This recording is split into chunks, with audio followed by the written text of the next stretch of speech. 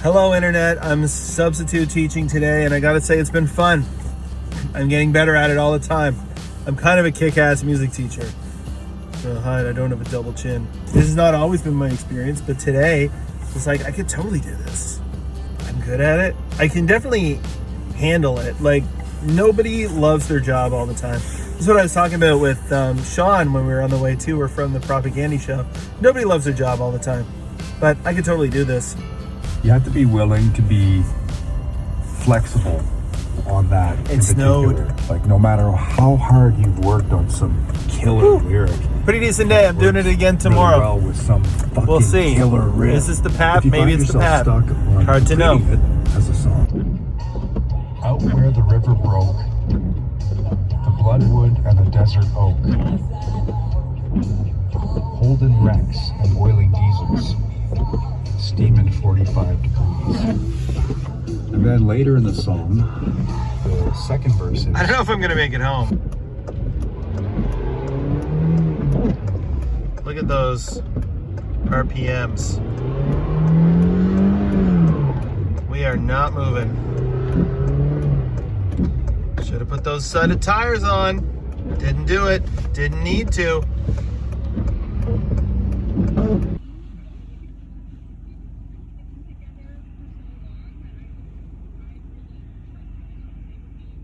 It's like a head full of lice or something.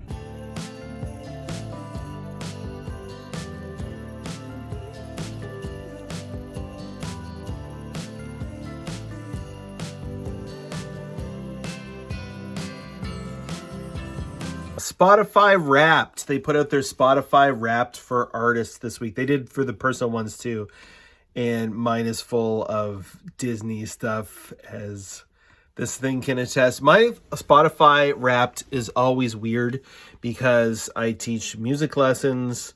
So it often is full of stuff I've used for lessons, stuff I've been learning for gigs.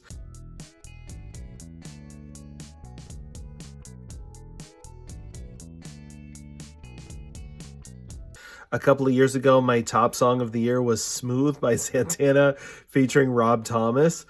I had to learn it for a gig, and we played the Day of the Dead and put a band together here to play it. It was one of the songs the organizers requested. And I remember going for a walk around the lake here in St. John, just with it on repeat in my headphones. That's not what we're here to talk about. We're here to unpack Spotify Unwrapped. We're not even looking at monthly listeners. We are looking at followers. And the reason we're not looking at monthly listeners is because at this present moment, there are 27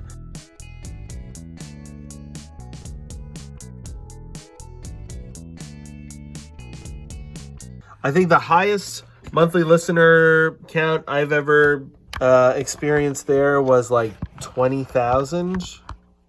It didn't feel any different. And right now, that number is sitting around, not around, it is 27 monthly listeners. Whatever, it comes and goes, it ebbs and flows. If you're not touring, I think is probably for somebody like me, the biggest driver of streams. Also, I don't have an album that has really caught on. What are we looking for? Followers, though, that's the number. And I don't even see a follower count here anywhere. 276 followers. Now, what is the benefit of having a Spotify follower? What is the benefit of following an artist on Spotify if you do? Do you even know what it does? Like, I've clicked that follow button and be like, cool, I'll probably find out about new stuff.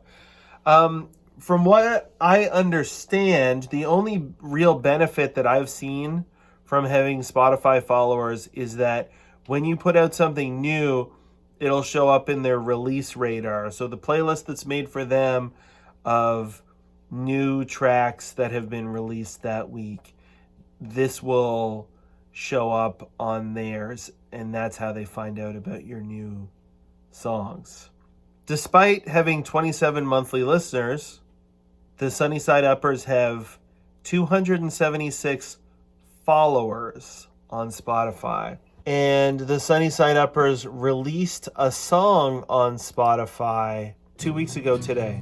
And in that time, my 276 followers who one would think are interested in the band, otherwise they would follow it, interested in the music. How many times have they streamed this song? What do you think that number is? 276 followers. How many streams has that translated to in the last 2 weeks? Knowing what you now know. I'll tell you how many. 13! 13 streams. Last time I checked it, it was 8. I'm not upset about this. I wasn't even planning on putting that song on there.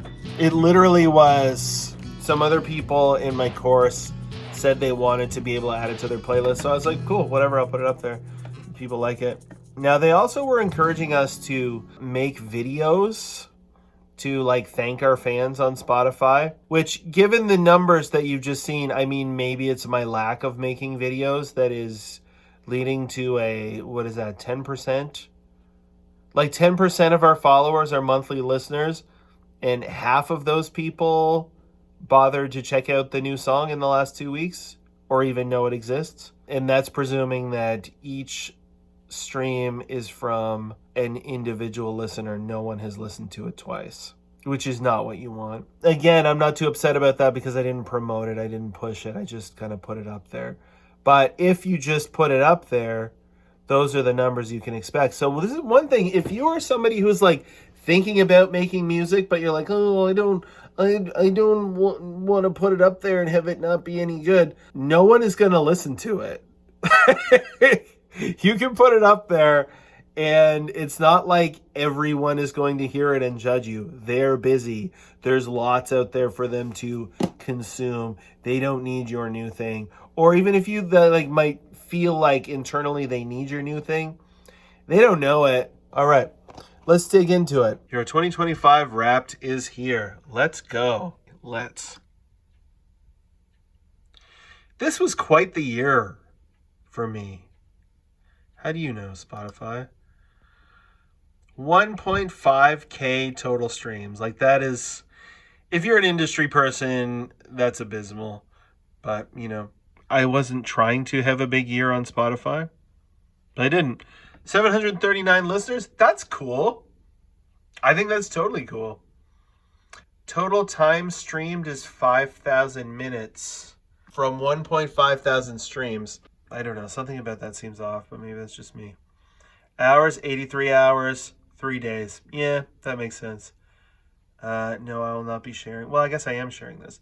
Any set list would be lucky to have my top song. If All Is Lost, my number one song of 2025. Do you know why it got all these streams? It was added to a playlist for one day. And I think it was a playlist based out of the UK. The bulk of those streams are from one day. So the playlist thing, I don't know how much you know about this, but like getting on playlists is a strategy that a lot of people pursue. It is real. It can bump your numbers. The question is, how engaged are those listeners? Of those 461 listeners, how many of them are included in that 13 streams I got on the last song, which I think is a good song. Here are some of my fans' other favorites. Every Other Song. Every Other Song, because there's no full lengths. Okay. Your fans also liked Everything You Long Live the Album. Don't have one, but okay. This is an EP. Great. It is the only EP on our Spotify profile. 18 streams. I really went places this year. 41 countries. This, I think, is actually cool. Top countries. France, Australia, UK, Canada, and the United States are my top country. That's kind of surprising, honestly, but that's also cool. What else we got here? Is it a bird? Is it a plane? Who could know? No, it's your super listeners. My most dedicated active listeners. You gotta give me names, Spotify? The most super listeners in July. 1% of my audience was super listeners. 13% of streams came from them. Super indeed. Wouldn't be Wrapped if we didn't talk playlists. Let's get into it. I was added to 48 playlists. That is genuinely surprising to me. And I also think that's awesome because this is not behavior I've encouraged. This is just people doing it on their own. This is a small act that has not released new music since 2023, with the exception of this demo that I put out a couple of weeks ago. My tracks were added 62 times. Wow. All right. Cool. The year your fans turned you all the way up. And that's definitely text that was written for me, and it's not just what they put for everybody. I mean, these stats, these percentages sound good. Saves grew 539%. Like, all of that can only be good, but my guess is it went from a small number to a slightly bigger number. Growth looks good on you. Oh, thanks. You think I look good? So here we look past your top song, found that every track had its moment. We analyzed bass lines to reveal which of your songs spiked above expectations. All right, let's go. What's really performing here? I'll Be a Wreck, the party starter. That's like, this EP is like pretty morose. Now, that's the most upbeat one on it, but it's definitely like, these are darker tunes. So to call it the party starter is, I don't know, to me it's weird, but okay. Song that kicked off the weekend. All I Want, the Night Owl, a track that fans leaned on after dark. That also kind of surprises me, but whatever. Just because it's like up-tempo. The Early Riser, this makes perfect sense to me, a fan favorite for starting the day, and I'm happy to be able to supply that for people. The year wouldn't sound the same without you. Share your rap with the fans that made it possible. Well, I actually don't know how to, and that's kind of my point here. I don't know how to reach those people. Who's going to see it? Where would I post it? Share this on Instagram? And do I know they're the same people listening to me on Spotify? It's a kind of a weird year for this anyway. People are taking their music off of Spotify, Deerhoof, King Gizzard, and people. And a big thing is them doing ads for ICE, the Immigration and Customs Enforcement Agency in the U.S., and investing in military AI. So if you use Spotify and you get one of those wrapped things, it knows how many minutes you spent listening to whatever. Like, let me see if I can find mine here. I just was really kind of surprised by how much it knows about me. Just how closely my listening is being tracked at all times. And I'm not feeding it great data because I use Spotify primarily to check things out. I'm not somebody who does a lot of repeat listening on Spotify. I listen to records. I still listen to CDs. I bought a CD this year. I listen on Tidal if I'm going to stream because I'm one of the people who gets annoyed by Spotify's audio quality. It's a lot of fun. But given that people have concerns over Daniel Ek, the CEO, making these huge investments in a military AI company, and given that Spotify, with its Wrapped service, is actually broadcasting to everyone, here is the data we have on you. Here's the profile that we are constructing on you. Are you comfortable with feeding your information to a company that you know is investing in military AI? That is my question I have for you. As a user, as a listener, are you comfortable with your music and podcast listening being turned into data by a company that is investing heavily in military AI? Is it going to be trained on your profile? Do you even know? What are your settings?